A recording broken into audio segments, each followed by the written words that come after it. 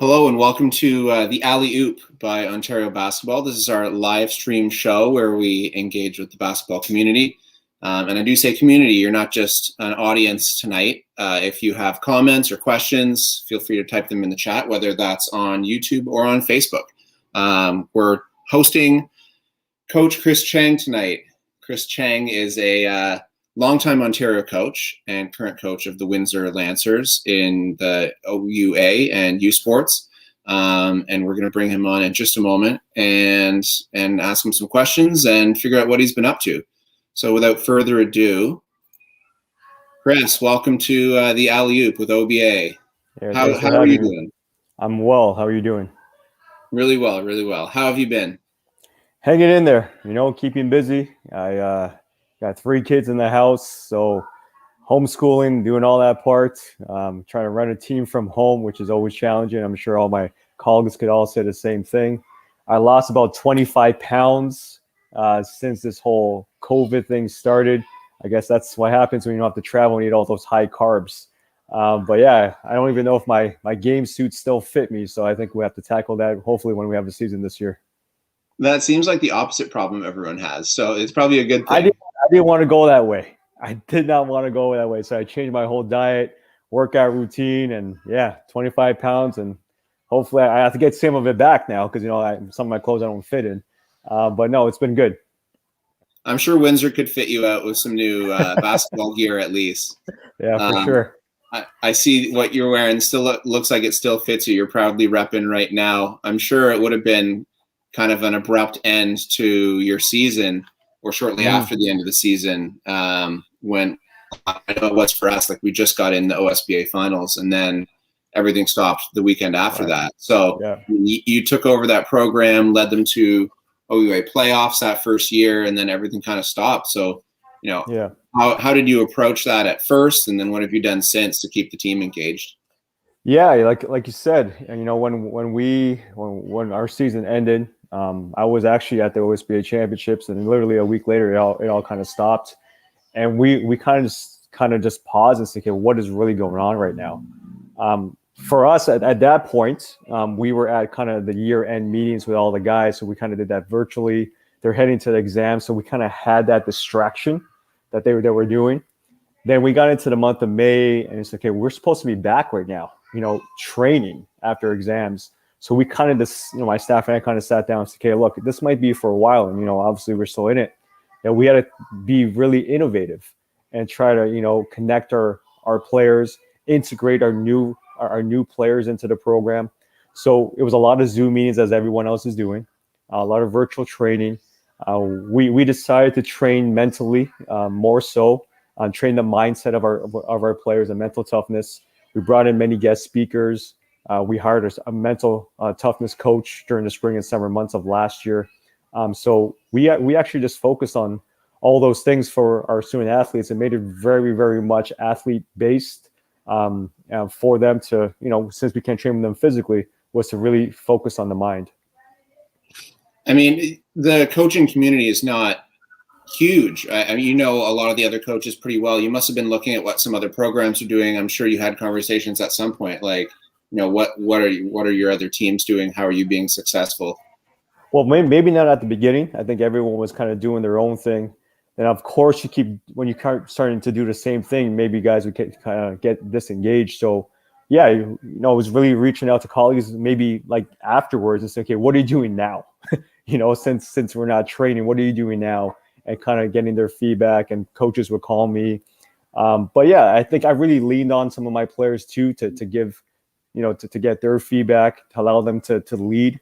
And I know we'll get into some leadership later on in this conversation, but, giving them empowerment to lead in activities, to come up with some topics of conversation. So that was really leaning on my student athletes to really help us as a program really get through this virtual training. You must be optimistic about the fall. You have to be. I mean, we gotta be. So how does the team shape up? Like, how are you looking at the team and how they look? I think we're all optimistic. We're hopeful that we're going to have that season. I think we all just want to get back to some form of competition and training. Even if it's modified, we're just happy, to play the game that we all love. And for our team, it's shaping up really well with a mixture of veterans and a mixture of transfers that we brought in that would help us immediately, and some really good freshmen that we feel that could help us immediately, but also help us for our future. So it's a really good team on paper. Interpersonal wise, I really like the group.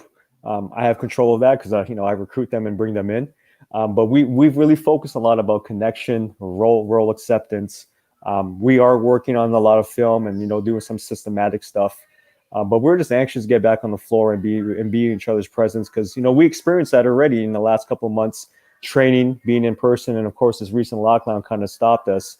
But we're still connected, and we're just kind of counting down the days until Doug Ford says, "Hey, you're welcome to go back." And as soon as that happens, we're all back together. We'll be happy and we'll be training. Yeah. Now with Windsor, I mean, you had a couple stops. You coached at Nipissing. Yep. You had coached before that, I know, with York, I believe, and Yep. Humber. You've moved around the province a little bit, got to see some of it. Is there a place that you call home? Is Windsor officially home at this point? You've been home for a while, so maybe that's that. Like you said, I grew up in Scarborough. So the GTA is my home. Yes, I moved to North Bay and now to Windsor. Listen, I'm a Scarborough guy, heart and heart. It's my parents still live there. They still live in the same apartment that I grew up in. Never want to move. They took that place after my grandma lived there. My grandma took the place before her. Her son lived there. That walls have seen nothing but Filipino. So Scarborough is the home base. I miss it. I miss my family. But moving here to Windsor, one of the reasons why I chose Windsor, not only because it's a great program and a great place to live. My grandparents live in Detroit, and they've always been there. So when I was growing up, I spent my summer months with them. So I was grateful to be here and spend time with them, especially during the Sundays, when we have kind of off days during the season, and go there. They got to meet my kids for the first time, so that was grateful. So yeah, I kind of have family nearby, and Windsor is kind of a second home right now.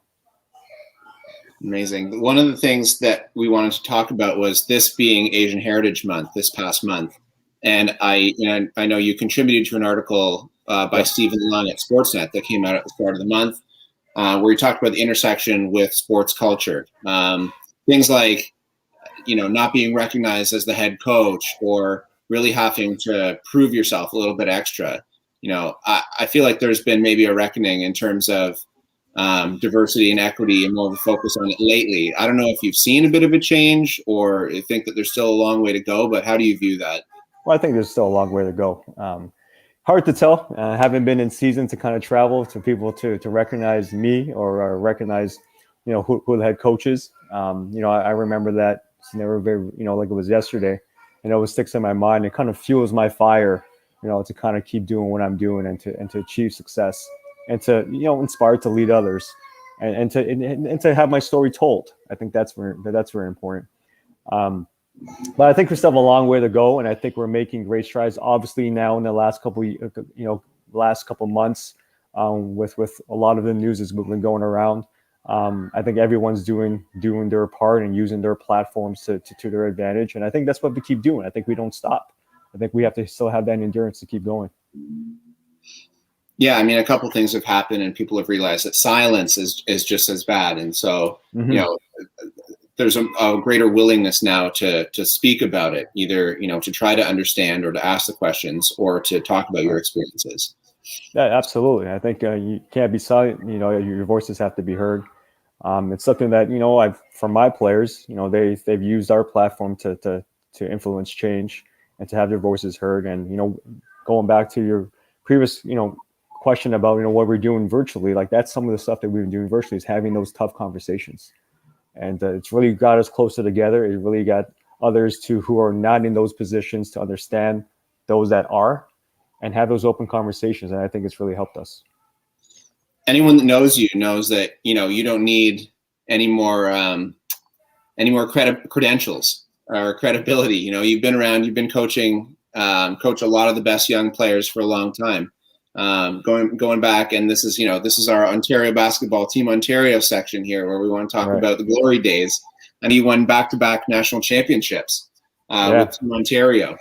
That was big time, 2011 and 2012. Should have won in 2010 too. We lost in the finals to Quebec. Still remember that. Still remember that game. And if anything, that game fueled the next 2 years. I was going to ask, is there any specific memories that you had that stood out of those times or other times, like, coaching the provincial team? Yeah, it's that 2010 loss to Quebec, and I remember, we lined up for our medals, and I remember looking at Marco Perovic and Mikhail McIntosh and Gunwell Akoli, Kay Zakeen, and looking at their eyes, and I said to them, "Don't forget this score, because we're going to come back next year and we're going to win it." And that whole year with those four, and we added Dwayne Notice to that group afterwards because Dwayne wanted to join, and thankfully he joined. We remember when we were meeting with each other like once a month in person. And when it got into the summer months, we were with each other a lot. Us five planning the rest of the summer. I said, okay, to my staff, we have five. We just got to find the other seven. Who's the other seven that could help join us? And we wanted fitting at Humber College, where it all started for me. We wanted where I met my wife at Humber, and it was just fitting that we won it at Humber in 2011, and that was a memorable group. The group after that, 2012 was memorable when we won it at Bishops in Quebec. But it was just really the friendships, the staff that I had was unbelievable with Brian Blue, Sherwin, Fatih, Manny. It was just a great group of guys, great group of athletes, and it's great to see where they are now. Crazy to think, Devin, that it's 2011, it's 10-year anniversary coming up in August, and it seemed like it happened not too long ago. But yeah, time flies, and it's just great to see where all these guys are now, but even more importantly, that we're still connected. We still talk. We don't talk so much about what happened 10 years ago because we that's far. But if anything, 10 years connected us, but we still talk a lot, and it's a great group, and it was just a phenomenal experience. We're going to have to do something for that 10-year anniversary. We should. We should bring the gang together and do something like this. We can have up to 10 people on here. So we should. And again, it's an easy communication because, again, we all still connect. Yeah. And what a platform for some of these players to play in national championships. I've mentioned this before, that when I talked to RJ Barrett, he said, when he was playing and winning the national championship with Team Ontario, that was the first time that he felt really confident as an athlete, and was like, okay, I'm on this level. Do you see that from players that you've coached with Team Ontario? It's kind of springboarded them.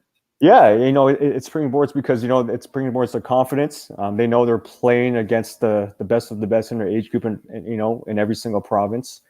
And when you're able to obviously win, and which is the standard here in Ontario, we always said, when we won in 2011, 2012. We said great things grow in Ontario.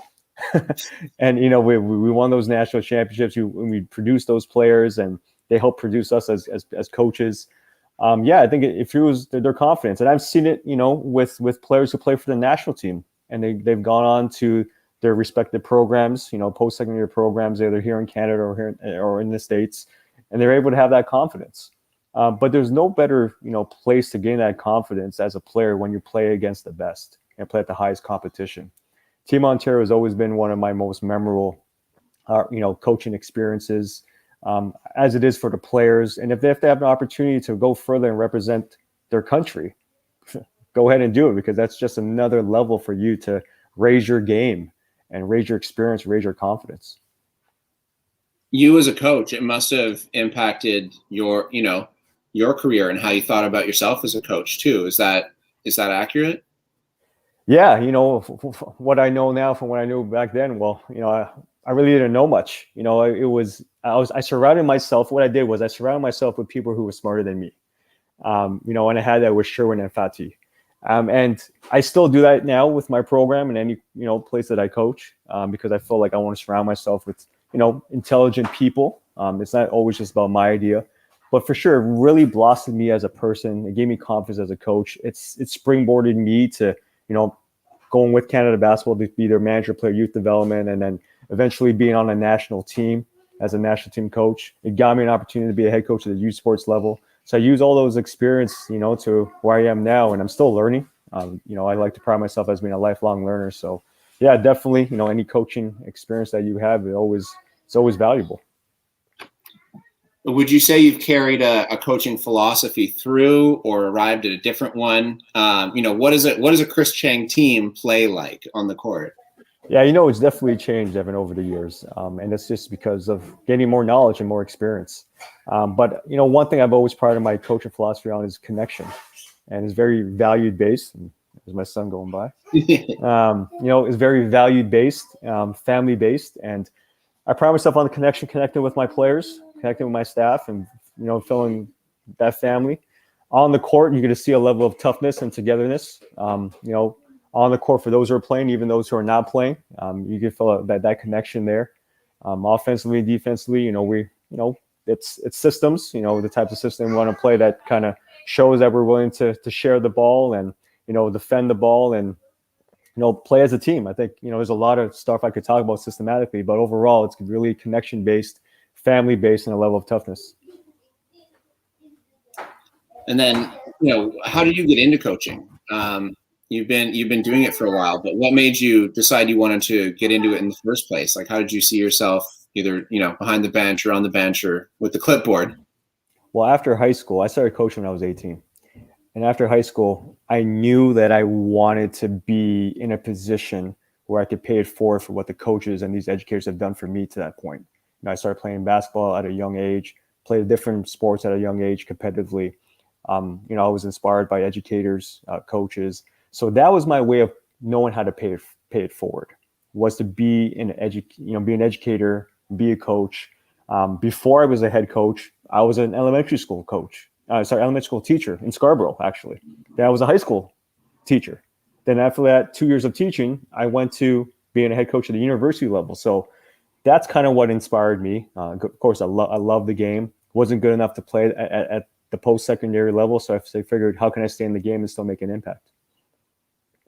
And you mentioned, giving back to the game. It's one of our initiatives too, to try to make sure that players don't leave the game and can give back, either as a coach, as an official, some sort of organizer involved with the club. Like, what would your words of advice be for someone that wants to become a coach? Put yourself in environments where, you're not entitled. What I mean by that, go in any environment where you could learn. Don't worry about the role that you have and the title that you have. That's not important. Any role that's given to you, be the best and be a star in that role. I when I first, stepped into, coaching, before that, I was a team manager. I was a student manager. I was that at Humber College. I was that at Canada Basketball. And then I kind of just went up to next being a video person, then being a stats person. And, those titles, were totally important to me. I would just want to learn, so that's what I would say is put yourself in environments, have a mentor, definitely have a mentor, someone that could guide you, someone that could lead you, someone that would tell you the truth. Seek those mentors out, be honest with them. And there's no entitlement. Just go out there, willing to work, willing to learn, seek mentorship. And then eventually when you kind of get it into that opportunity where you're a leader, pay it forward. Why should more young, diverse people get into coaching? Well, I think it's role modeling. I've never had an Asian coach. I did have, coaches that were Black and that inspired me. And I saw them, and I said, and one in particular, Daryl Glenn, who was a former provincial head coach, and I was assistant for him at Humber, and he inspired me, and he showed me how to be a coach, an educator, a husband, father figure, all at once, because he modeled that behavior for me. And now I'm playing that role. Now I am that person, and I still talk to him, every week or every other week, and we talk for hours. And he inspired me, and he was a person of color, and I think that diversity is huge.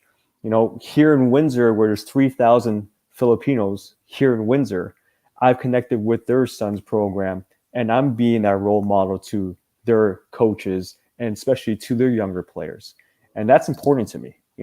I reach out to them because that's important to me. So again, it's just all about paying it forward. And, diversity is something that's important that we have to see more in sport, especially in positions of leadership. Amazing. Yeah, absolutely. something that we're trying to do as well with our Grab a Whistle campaign on the officiating side, and then through coaching as well with some of our new DEI initiatives. I know Claude Nemhard's all over that, our new executive director. So some stuff coming out soon. But I guess lastly, I wanted to ask, how do you approach teaching leadership? How do you engage with your young athletes, the young people that you deal with and coach, and try to help them become leaders, either in their community, not just on the court, as well as going forward in their lives? Well, like I said, I pride myself on connecting with them first to understand who they are and what they're about and their purpose, and then finding out exactly what tools I could give them to develop their leadership. Not everyone's going to start off the same way. You could lead in many different styles, but I think you want to develop more leaders, and that's what I do with my program. I have 3 different types of leadership when our players. We have the rookies, the veterans, and the giants. And the giants are the one who kind of just embody everything that we do. They talk like Lancer basketball. They know systems. They know how to lead. They know how to inspire. They know how to integrate new players. Whereas the veterans, they're at that level too, but not as much as the giants. But they have a better understanding. Whereas the rookies are like, all right, what's going on here? Who's going to show me the way? They're full of excitement. They want to learn, and that's what our kind of environment and culture is all about. Is just inspiring leaders. And I spend a lot of time with my student athletes, challenging them on how they're going to become a better leader. And that translates to what we do in the community. That's what translates to what they're going to do in their everyday life, in the classroom, and with their social life, with their family, with the Lancers basketball program. And hopefully when they graduate, they're able to leave the program in a better place, but also, make an impact in whatever they want to do career-wise, society-wise. But leadership is something that we build every single day with the tools, with the conversations, with the resources we provide, the challenges, the opportunities, the empowerment, the environment. Everything that we do is embodies leadership. Amazing. Hey, thank you so much for your time, Chris Cheng. I know you probably got to wrangle and coach some kids that are in the background too tonight. So I know, you've got an exciting season ahead. We're excited for what's next for you as well. So, appreciate you coming on and sharing your story with the Ontario basketball community tonight. No, thanks. Thanks for having me. You guys always do great work. Like I said, I don't think I would be here if it wasn't for Ontario basketball in the position that I am now today, because the education, the mentorship, the opportunities, the coaching pathway, just the elite development programs that you have for the players that gives coaches opportunity to coach those type of players. Again, I credit all to all of you in the office, everything you guys do behind the scenes and making opportunities for everyone to learn and play. So thank you for that. All right, and thanks everyone for tuning in. This has been the Alley-Oop on Thursday nights with Ontario basketball, and looking forward to some more sessions in June. Thanks again, Coach Chris. Appreciate it. Thank you for having me on. Take care.